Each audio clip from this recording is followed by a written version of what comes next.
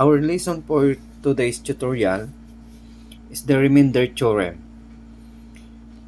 If the polynomial p of x is divided by x minus r, the remainder r is a constant and is equal to p of r. There are two ways to find the remainder when p of x is divided by x minus r. So that is synthetic division and calculate the p of r. Example, find the remainder when 5x squared minus 2x plus 1 is divided by x plus 2. So first, gamitan muna natin ng synthetic division.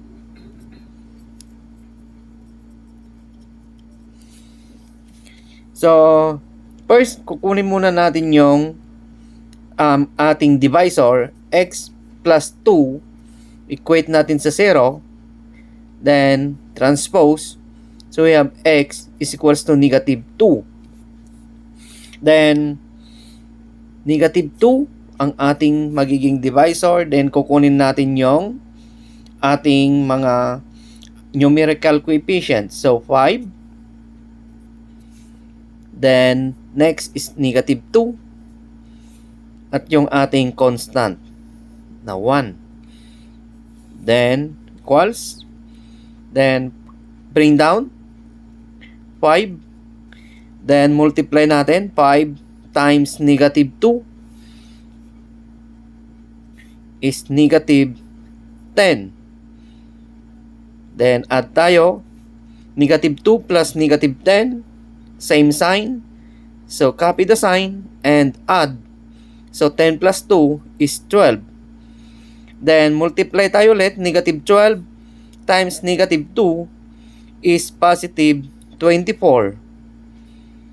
Then 1 plus 24 is 25. So ito yung ating remainder. Gamit ang synthetic. Ngayon, gagamitan natin siya ng yung ating remainder theorem, yung isa, calculate the p of r. Then, kunin natin yung ating polynomial of x. So, ito yung ating polynomial of x that is equals to 5x squared minus 2x plus 1. Then, kanina, nakuha na natin yung value ng x. So, that is negative 2.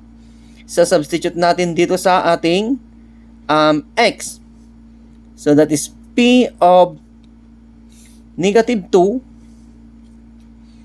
equals, so ibig sabihin, p of negative 2, lahat ng value ng x sa ating polynomial ay isa-substitute natin or papalitan natin ng negative 2. So, yan ay 5 times yung ating x na negative 2 square minus 2 yung ating x na negative 2 then plus 1 equals, so copy 5, negative 2 times negative 2 is positive 4. Then negative 2 times negative 2 is positive 4 plus 1. So that is equals to 5 times 4 is 20 plus 4 plus 1. So that is equals to 20 plus 4 plus 1 is 25.